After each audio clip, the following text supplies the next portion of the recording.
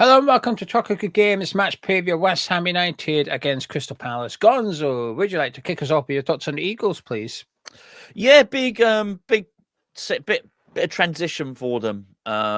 Really, I think people would have said different things, but I think towards the end of last season when Glasner came in and they were sweeping all before them, I think if you'd have asked most people, well, maybe even Palace fans themselves, who are Palace's best four players, they probably, a lot of people would have said Eze, Gahey, Elise and Wharton. And people might have had slightly different opinions to that, but I think there's a lot of people would say that. They've lost two of those for different reasons, and I think it's. I think if I was a Palace fan, I would have been gutted, really gutted, because they would have felt going into this season on the back of last season. Wow, they were unplayable. I did not want to. Well, of course, we did play Crystal Palace, and they pulled our pants down, but. You would be looking to play Palace. You'd be thinking, I do not want to play this team. These are an absolute pain in the backside. So they would have been full of encouragement that they get to the next season and maybe they bring in a player, which of course they did do, but improve and a real manager with a real swagger about him in Glasner. And yeah, I've got a certain level of sympathy for him as a club that can be pillaged ourselves. Elise, just so good, so good, unplayable. I'd actually say. I've had his trouble with injuries, and Wharton had really started to establish himself as well. At a point where everybody else was thinking, well, why didn't we go and get him? I think they got him for Blackburn Rovers for 20 million, something like that. People were speaking about him then becoming a 60 million pound player. He came on against, I can't remember who it was against, but he played for England. And he was brilliant for England. And then Southgate didn't then go on to use him. So when people were saying 60 million, nobody was saying, oh, my goodness, don't be ridiculous. But we're saying, yeah, that will probably be what it costs to get him out of there. Obviously, he's not featured this season. Elise's gone. And I felt you just had a massive hangover from that. And it was going to be impossible, I think, particularly with Glasner, with these. I don't know my tactics that well, but almost like these. But whilst they were both wide, Elise and Eze, they weren't. They were also like almost like inverted number 10s or whatever, sort of inverted wingers. Well, I don't even know what the term is, but they were like a couple of number 10s in the way that they would create. That's just is a big loss for them. Really, really hard. I think they've had to recover. So I think they started the season badly, and now you're seeing like more than the green shoots recovery. They're looking pretty. They're hitting the stride again now. Yeah, I think you can even layer that up as well. You speak about Gay there. Newcastle obviously wanted him for 60 million. It looked like he was going there. Yeah. So that. And this is why I dislike the transfer window and the start of the season overlapping, because how are Crystal Palace meant to function in those sort of circumstances when your captain has been very publicly linked to Newcastle and supposedly keen to go there as well, which you could understand why a player at Crystal Palace is looking at you. Hey, there you go, I fancy a bit of that. And he would have been justified because Newcastle is currently, I think, fourth in the Premier League. So they had that. Anderson obviously went across to Fulham as well. So they've had a lot of disruption to the start of the season. Palace, of course, listen, it's not like they didn't spend any money bringing in Eddie Nketiah as Mali Sarr came in. Lacroix, I think, has been a very good signing. But even this window, they've had disruption again with Chelsea recalling Chalobah. It's like, right, we'll have him for the season. Brilliant. Goes into the team. They've got a great back three. And then Chelsea come along and say, we're having our player back. Thank you. Oh, right, okay, back. I assume they're going to go back into the transfer market because I'm unconvinced by Richards as a centre-back. But whether you rate Richards or not, what I think we can agree is he's not as good as Chalobah. So the player they've lost and the replacement, there's a difference in ability between the two of them. So it's almost like another disruption. So at the start of the season, things were looking pretty sketchy for them, actually. And I think this is where there can be benefits to changing your manager when Crystal Palace did, and similar to what we've just done with Lopetegui and Graham Potter. Because if we were to have a good second half of the season, which Palace did under Glasner, they were, like you said, they were one of the best teams in the league since he came in. Exciting football, scoring goals, winning games. as a neutral, you're thinking, wow, okay, Palace get the window right. They could be a force to be reckoned with next season. And obviously, it was taken out of their hands a little bit. But when it was a bit of a difficult start this season, there was evidence there with Glasner last season. So, well, actually, this is maybe the right guy. Look what he did last season. And let's put all the context in place here regarding the players. We can give him a bit longer than perhaps we would have done if it was Roy Hodgson or someone that perhaps the football wasn't as good or there was no evidence to results. Had he came in the summer and started the season like that, you'd have wondered if they maybe just pulled the trigger and said, well, this isn't quite working out. They've stuck with him, turned it around now. Was it 1 loss in 10, unbeaten, and 6 away games in the Premier League? They're starting to, I guess, a little bit like us to some extent. They're starting to look up rather than down. So is it safe to say, Gonzo, that you think they'll be well clear of a relegation? I never thought they would get relegated, and I said that in numerous videos. In fact, I had them to overtake us under the previous gaffer. I just thought it was just a matter of time. I think it would have happened, but it would have happened by now. I don't think there's any doubt in that at all. So, they were never under threat there. The manager is very, very good. Eze is very good. I don't know what the situation is with Wharton. I should have checked before the video. I don't know if he's coming back this season or how long it is when he comes back. You know, Mitchell's a good player, and they've got they have a right back. I know it's a different question. Which players do I admire? The right back is good. They've got excuse me. They got enough. They got enough there. And they've just shown the disparity because they've just beaten a likely relegation team 2-0. And I think that's about right. I think that's about they definitely look up. You've got breakaway now. Got breakaway where Everton are, and then sort of the rest of us really that goes. Yeah, I think jumps from 17 points to 24 points. I know, games in hand, all the rest of it, but games in hand only really matter when you're a team that's winning. You know, Everton can't look at that game in hand and think, oh, well, hold on, after that game, we'll have 3 more points, because they probably won't. It's against Liverpool, you know. Oh, is it? Okay. Yeah, their game in hand is the Merseyside derby. Right, then that's a gap. You know, that's a gap. 17 to 24 points is a gap, quite a big gap at this point in the season, really. So it's they're fine. They're fine. Yeah, I agree with you. I think the league's starting to split up into little sections. I think the top's already had one to some extent, but then saying that, Villa can put a couple of wins together, they'll drag it back in. But the bottom really is starting to say, right, there's Southampton, Leicester are gone. Yeah. Which team's joining them? Then you've got Wolves, Everton, Ipswich down at the bottom there in this case of which one is going with them. It's one of the 3. So I agree. I think they'll be fine. And they're in a bit of a pickle of a January transfer. And I think they need to replace Shalaba, but I think it's one of those where they do have money. Maybe they're probably in a nice position that they can keep their powder dry until the summer and go again. Because they've done some really good business over the last few seasons, Crystal Palace.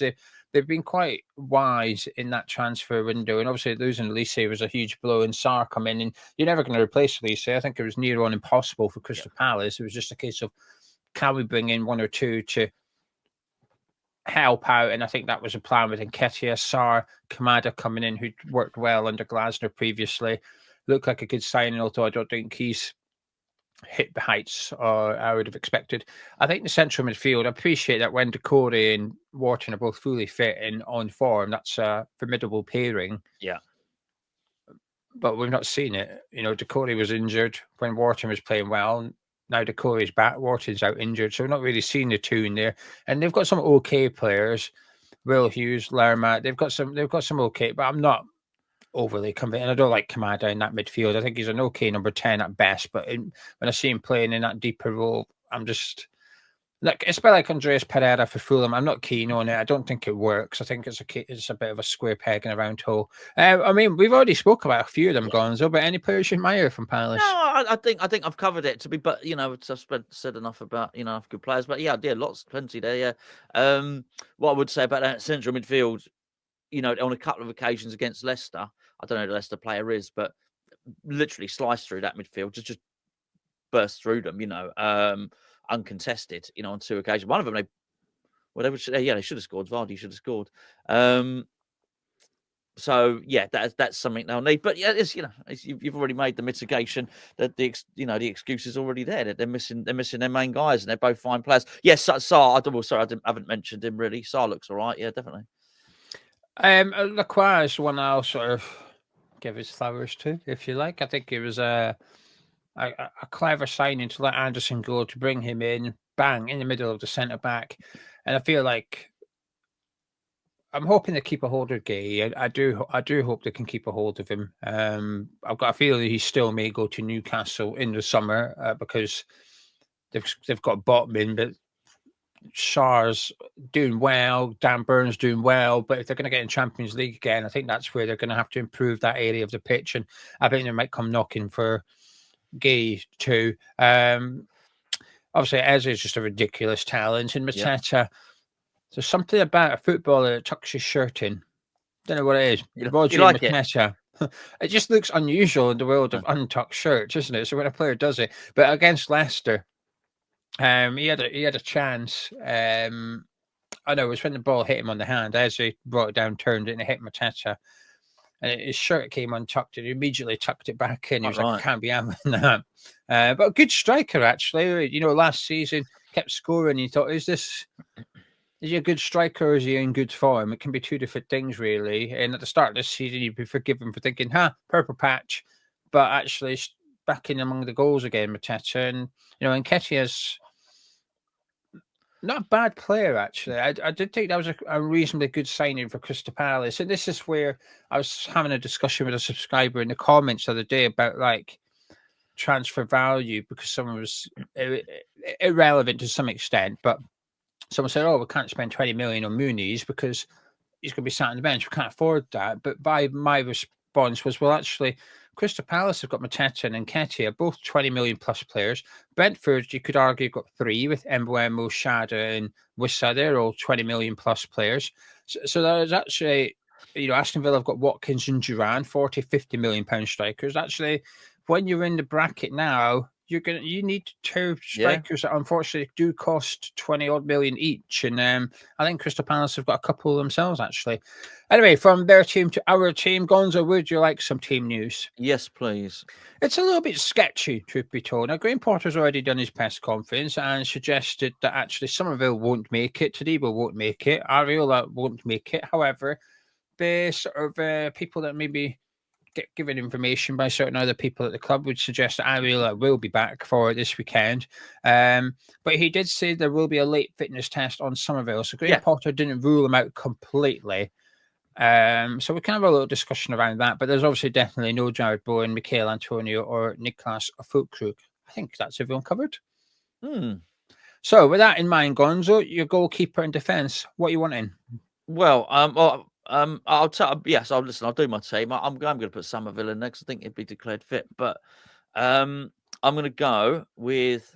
It's hard. It's hard with this new geezer because I don't know what shape to do. I'm trying to shape my team around him. So I'm going to go with the three at the back, or the five at the back, whatever you want.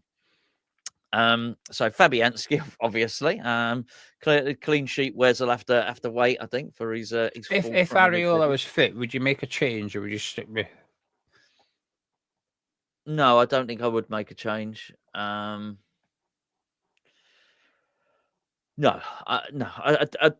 look, that's something to discuss on another video. I think it's something we're going to probably need to address in the summer. There's more urgent things now, and we've got two goalkeepers and some bloody good ones in the youth team as well. And of course, clean sheet Wes in reserve. But yeah, it's for next season. But for today, for tomorrow, sorry, Fabianski. I'm going to go with Wan-Bissaka Mavropanos, who I thought was okay. Look, the goal kick, the defenders got split. I think it was for the first goal that we conceded. Probably Tuesday, wasn't it? It was Tuesday. Right? Yeah, it's Tuesday. Yeah, and the second one, I certainly do feel that it was Alvarez that backed up it. Alvarez just ran backwards and sort of encouraged them. So I don't want to apportion too much blame there. But I thought it was an improvement from Mavropanos from his horror show, really, against Villa. And obviously Kilman at left centre-back. Yeah, I completely agree with the 4 you've selected there. Fabianski for me with Wan-Bissaka, who's first name on the team sheet at the minute, really. In regards to Mavropanos, he's scared the life out of me recently, but I thought he had a solid enough game against Fulham. And I always think that when that occurs, for a player that's been out of form, you sort of need to capitalise on it. You need to get momentum going. And I think the worst thing you can do for a player that's had a bit of a rocky period and then had a pretty decent game is take him out of the team, because then you're just, any confidence he's gained, you're just going to shatter it completely. So I think keep Mavropanos in for this one. Hands forced anyway with Todibo not being fit, and then Kilman keeps his position. So moving into the, well, I think I know, but you're right wing back. It's Somerville. We'll give him a go there. We've only seen him play there once, but I've already decided that he's Potter's choice to play there. They're a fast team, Palace, and we're going to need a little bit of pace to try and cause them a bit above us. So yeah, if you want to call that a middle four, I don't know. It's so hard to do, but let's go with Somerville, Alvarez, Souček, and Scarles as left wing back. Ooh, you dropping Emerson? Well, I don't feel that strongly either way. I really liked the way that Scarles not only burst forward at the end, but burst forward centrally. And I know he just wasn't hugging the touchline. He was almost where the 18-yard box is, that line, if you know what I mean. It was almost like that inside left channel. The half space. Thank you. Listen, I don't make the terminology up. I just listen to people that do. It's involved. I love Monday. Some will know I love Monday Night Football. I think it's Sky Sports' best product by far, and I know a lot of people go, "Oh, it's I think it's Wolves Chelsea Monday night." They go, "Oh, why don't you just discuss the Wolves Chelsea match?" Well, no one wants to hear discussing Wolves Chelsea for 90 minutes before the game, right? It's too long. I actually like the hour review of the weekend, but also I learned that Tom Kearney was on last week. Fantastic. You get an insight into him. He talks about the mindset of Marco Silva, and Jamie Carragher, I think, is excellent on that show. He's 10 times better without Gary Neville there yapping in his ear. And when it's Neville, it's constantly big six, big six, big six. I think Neville's knowledge on the top six of the Premier League is incredible. But out with that, I think it wanes a little bit, whereas I think Carragher has just got a huge knowledge and intelligence regarding all 20 teams in the Premier League. So anyway, I like learning, and half space is a term that pops up on Monday Night Football. I like it as well, and I'm always, I'm always open. I'm to be educated. I love that bit you did on the player ratings, or that little tactical little thing. I actually liked it when you put the screen up. You said, I'm not going to put circles around them because they're West Ham players. You all know who they are. That's good.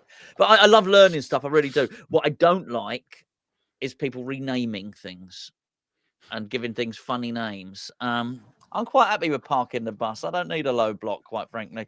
Anyway, what was he talking about? There was a directness to Scarles. I liked that. There was a no nonsense bit. I want to see more. Yeah. Why not? Why not? Also, this is why I asked. That's why I asked you the question before we went live here. Well, Emerson keeps needing to be substituted, so it seems to be multiple people are deciding he can't last the distance. So, yeah, why not? But I honestly, I wouldn't overly argue if you insisted Emerson was going in there. That's fine. And then I've got Paqueta and Soler in there as well. I don't know whether you call that. Yeah, they are the midfielders, aren't they? But yeah, there you go. Yeah, Somerville in that right wing back slot for me as well. I think we only seen him for 45 minutes against Villa, but he was excellent against us. It's not like he did okay. He was the best player on the pitch for 45 minutes, and his direct opponent will be Mitchell, who is a good solid player, but he's not a top player. I think he's at the right level of club. This is going to sound harsh, but he's at the right level of club with Crystal Palace. I don't know if they've resolved the contract situation. I assume not, but I think he should stay where he is because I don't think he's good. And I'm waiting to name 3 players who don't play for one of those Premier League greedy 6. He's not as good as Kirkes. He's not as good as Robinson, and he's not good as Lewis Hull. But he's a very, very solid Premier League left back, but I think it's good as a good direct opponent for Somerville. Actually, someone who can get forward well, but also can be got at defensively on occasions as well. Physically, there's not much between them. Speed, there's not much between them. I think it'll be a good battle, those two. On the other side, to be honest with you, if he was to start Skiles or Emerson, I'm happy with either. I think Skiles deserved to keep his shirt against Fulham, and he shouldn't have been dropped. But Emerson came in, and I think he did a good job before being substituted. So I think we've actually got two good options. Up against Munoz, maybe a bit more tough tackling on that side, a bit of a harder opponent than Mitchell, I think. Yeah. But Skiles was up against Adama Traore, and if you can look okay against someone 3 times your size and body weight, then you're not doing too bad. So, and Bailey as well. Is it Bailey and two tricky customers there actually? Yeah. Maybe I would go Skiles. Maybe I would actually. I think it's a little bit of the unknown, to be honest with you. I feel like I know what Emerson can do, and it's all right for what it's worth. According to any Palace fans, I rate Mitchell more than Emerson, just for a little bit of context, right? If I was to do a league of left backs, Mitchell would be higher than Emerson. But with Skiles, I feel like maybe we can discover something, and he might be a better option at Emerson. And we don't know yet. He might not be. We're not sure. The only way we're going to discover is through game time. Yeah. Do you know what? Let's go with your one, Gonzo. Let's go with Skiles. I agree with you, Edson Alvarez and Thomas Souček. I think Rodriguez did all right, and I appreciate what I've just said about Mavropanos could be applied to Rodriguez here. But to do that, I think you'd have to drop or not start Somerville, which, no, sorry, I'm starting Somerville, and Souček doesn't deserve to be dropped. Souček has to start. He's the captain. Put him in next to Edson Alvarez. And you had Paqueta and Solar in the sort of 10s. I agree. I'm putting Paqueta and Solar in my 10s, which leaves our striker, who I assume is the same pick. So Gonzo, take it away. Yeah, Mohamed Kudus. We'll give him a go there. I'm sure he'll swap around and do. You know, sometimes you'll see Paqueta being the most advanced. Sometimes you'll see Souček being the most advanced. Do you know what? We've only had this manager for 2 games. What I'm actually not asked, because whatever happens, I think he'll make it work. Even if it's not working, he'll swap them around. I never thought that was workable with all of those midfielders. I mean, I've already got 4 what you might call central midfielders in this team. He had 5 in the last team, and he still made it work. So, I'm not dreading it anymore, which is something. That's progress, isn't it? So would it be Kudus up front? Yeah, but he'll probably swap around and he'll do different bits and pieces. Yeah, I think, to be fair, I mean, like you said, it could be any variation. If you were to say, to be honest, I want Paqueta up front and Kudus where he was against Aston Villa next to Somerville, I'm okay with that. I thought Kudus looked all right in the first half against Villa, that position. I'm intrigued to see more in that sort of number 10 on the right-hand side of the number 10s and Solar on the left-hand side of the number 10s. I think there's a strong possibility we're going to match up with Crystal Palace here in terms of formations and players. It's going to be man for man. And I think that will actually suit Graham Potter, because when we played Fulham, I think there was a little bit of confusion as to who's marking who for the first 20 minutes or something. And I think Fulham were winning that tactical battle, and then Potter switched it, and we started to get on the front foot a bit more. Don't think that's the case here. I think there's a clear, that's your man, that's your man, that's your man. The only bit is, does your centre-back step forward and pick up the number 10s, or do your central midfielders drop back and pick up number 10s? I think that's the only thing you've got to debate. So who's picking up Eze? Is it Edson Alvarez's job, or is Konstantinos Mavropanos got to step up? And which he did against Iwobi, but I think this is a different kettle. Iwobi's a good player, but doesn't necessarily run at you and take you on, whereas I think Eze will be more keen to do that. So it'll be a good battle, a good tactical battle at the weekend, actually. If we win this, Gonzo, is it a case of really getting your hopes up? If we win, Brentford play Liverpool at the same time at the G-Tech Stadium. But should they lose and we win, we would go above Brentford in the league and sit 11th, barring Man United doing something. I'm just not looking down anymore. And funny enough, I don't even mean that. It's just not. There's such a breakaway there. even if we were to drop behind Palace, I'm still not looking down. I am looking up. It's whether we've, in the drag race, it's whether we've left ourselves enough track in terms of the remaining fixtures to overtake some people. I've no doubt that we will be a better team in the, well, it is the second half of the season. You know, it's I was just thinking about games played. Basically, yeah, I've no doubt that we'll be a better team in the second half of the season.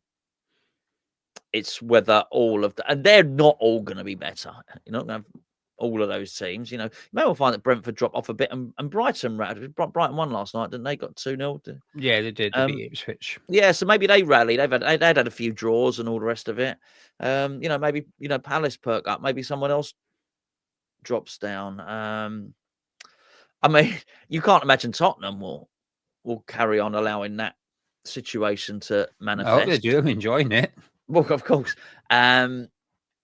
So I don't know, but I mean, it is interesting whether we can catch that top 8 or whatever it is. As I say, we might just run out of running track, you know. But yeah, I mean, I'm enjoying it. I'm looking at no further than that, Jim. I'm not like, I'll take it one game at a time. It's not that. I'm just happy to be looking forward to the games and not dreading them. And yeah, excited. It's like a Christmas feel to it, actually, in terms of funny. Potter described it as joining a new club felt like Christmas Eve and he couldn't sleep. You know, staying on the old Christmas theme, it is like not knowing what you're going to get and opening present. I don't know, and I'm excited to see what Potter's going to do on a match by match basis. Yeah, I will be looking up if we win this one. I already am, to be honest with you. I'm looking, hey, can we catch them? And I think I've almost been surprised at how close we are to certain teams. Like I said, I look at the league table. We win, we could go for Brentford. I think, what? Hang on a minute. Brentford are having an all right season. We've had a really bad one. We win, and Fulham will win. They're playing Leicester. Everyone beats Leicester. But should they not? It's like we're only a point behind Fulham. We're 10th. I'm like, hang on a minute. Fulham are having a good season. We could be right behind them. So I am. If we win this one, and I don't mean the E word, but I will be thinking, oh, maybe we could get top half. Maybe we could just keep on going. We've got a couple of tough games coming up after this one with Aston Villa in Chelsea. But if we were to beat Crystal Palace, I wouldn't be betting against us in either of those games. No. Chelsea look flaky and Aston Villa look a little bit vanilla at the minute. And Aston Vanilla, I like it. I didn't mean that. You can have that one for free. Didn't mean it. Accidental. Poet and didn't know it. So yeah, there you go. But before we talk about if we're feeling fruity ahead of this game, just one point in the direction of our patron.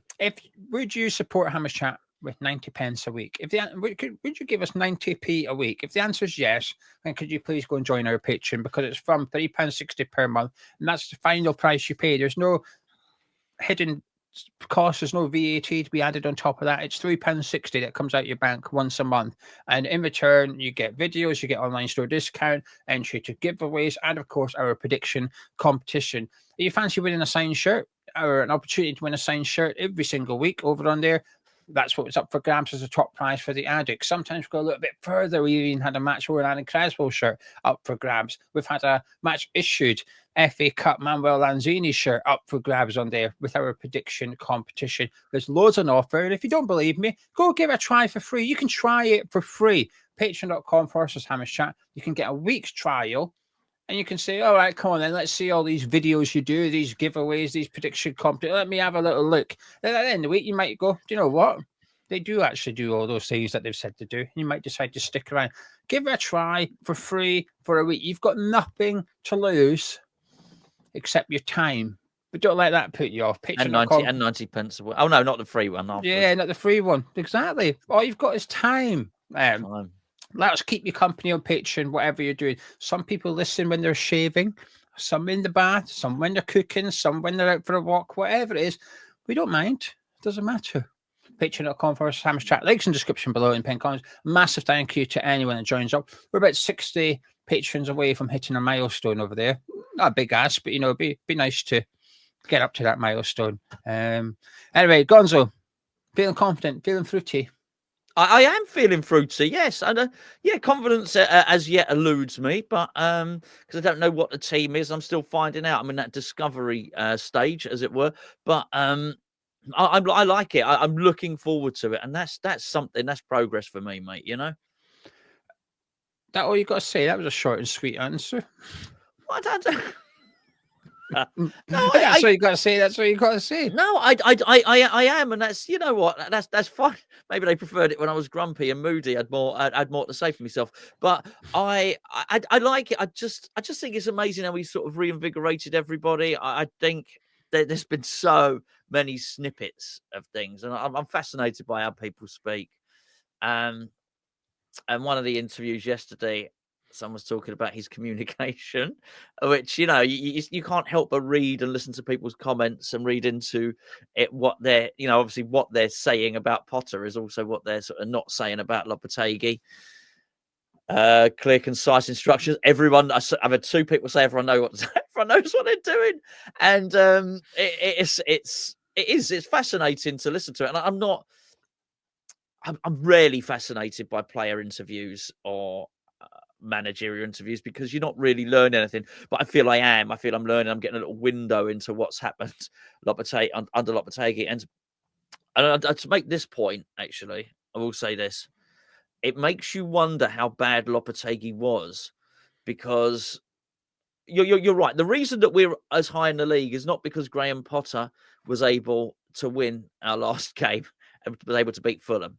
Lopetegui got an okay points haul. Yeah.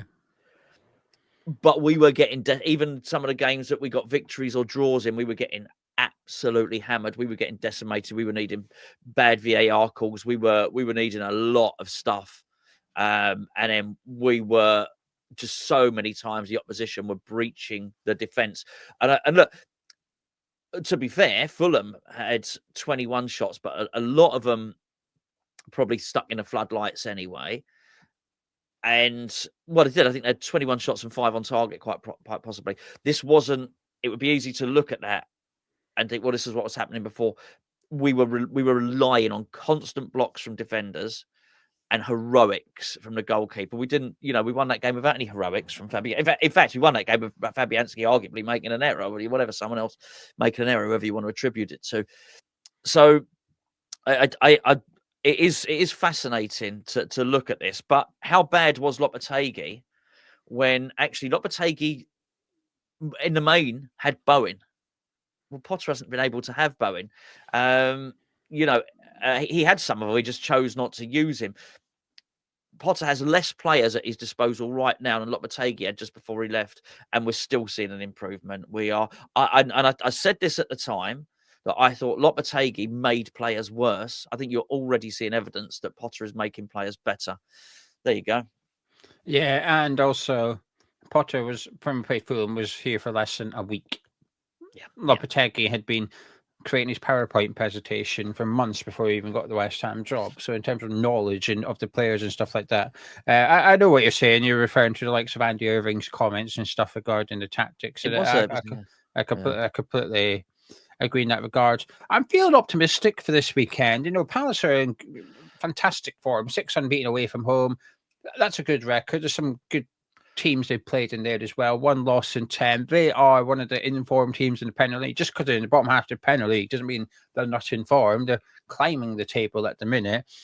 So they're no mugs. Got good players that we've discussed. The thing that's stopping me being confident is that, you know, Fulham were the better team for the first part of the game, and we did have elements of luck involved in that win. On another day, we perhaps don't win that game, and I've got no complaints. I think it was a balanced game. I don't think there's much between us in terms of performances. Yes, they had 21 shots, but like you said, many of them ended up in the stand. They're lucky Callum Brady didn't try and charge them a ticket for it, and no discount because we don't do concessions at West Ham anymore. So full whack, thank you very much. But for this one, I feel like I'm going to be optimistic for every game for quite a while because I'm confident Potter will come up with something. Right? Okay, he's going to have tactics that accommodate the opposition. It's going to come up with something to harm the opposition, that the players are going to be playing in positions they're capable of playing in. And if they're not, he's going to sort it quite swiftly. So with that confidence in Potter, it gives me a lot of hope going into the next fixture. I was already looking forward to this game as soon as final whistle went against Fulham. I thought, oh, I have a bit more, please. That was fun because it's fun. Winning should be fun. And I think that was my issue around Christmas time when we picked up 8 points from a possible 12. We won 2 of the games, but I didn't feel like it was fun. I woke up next day and it felt like we hadn't won. Whereas I can assure you, I woke up on Wednesday thinking, get in, that was a good win against Fulham last night. And it will be the same again if we beat Crystal Palace. Fulham rocked up at our place, unbeaten in 8 games. We beat them. Palace are coming in good form. Yeah. We'll wait and see. If Somerville's back, that one player's back, that will make a big difference because we've seen the impact of no Somerville against Aston Villa. And I feel like we noticed his absence against Fulham as well. Yeah. We were missing that little bit of X factor from someone, and I think Somerville can bring that. So with everything said and done, Gonzo, can I get any final words, plus your all-important score prediction? Yeah, I think it's important to say that, maybe a couple of weeks ago, I was expecting Crystal Palace to overtake us. In fact, I was saying it in numerous videos. I was actually saying in videos, I'd had us down for 14th under Lopetegui, but I said actually it might well be 15th because I think Palace will take us. But at that point, also it looked like Everton. All right, they weren't scoring goals, but it doesn't seem like Dyche was losing for a bit. They looked okay, and maybe Wolves are going to rally, whatever. Now it's totally and utterly changed now. So I'm no longer certain that Palace are going to overtake us. That's given me a little bit more hope, and I certainly beforehand would have predicted West Ham to lose this game against Palace. I wouldn't even have been in doubt under Lopetegui, and I think it could even have got a little bit messy again, particularly given some of their players do look like they're coming back to form. The early, as you mentioned, the early Palace has gone. But that being said, I still think we're in a transition. You're making me laugh. I still think we're in a transition, and I'm going to go with 1-1. Knew it. I could sense it a mile away. And copy and paste it, please, because I'm also going 1-1. And for all the reasons Gonzo's given, I think I enjoyed the win against Fulham, but when I watched it back, there was a lot of good things about West Ham, but we're not there yet, and no one's expecting us to be. He's still only been here at the time of recording for 9 days. Okay, he's not even. Tomorrow is day 10 in Graham Potter's reign at West Ham United.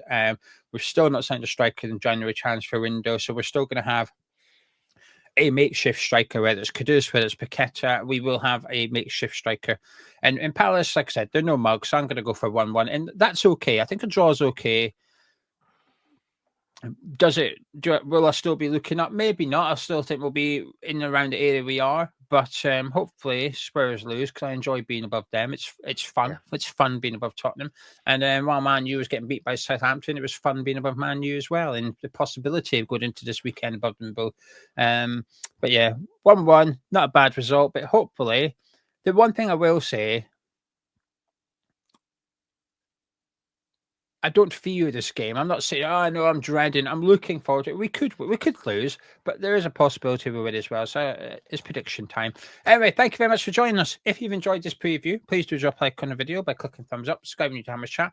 And if you don't mind possibly supporting the channel with 90 pence per week, head to Patreon, patreon.com/Hammer's Chat. Get your prediction in for this game. You give us your score prediction and the first goal scorer, and you could win a prize. Plenty up for grabs. Head over to Patreon and check out myself and Gonzo. Catch you in a bit.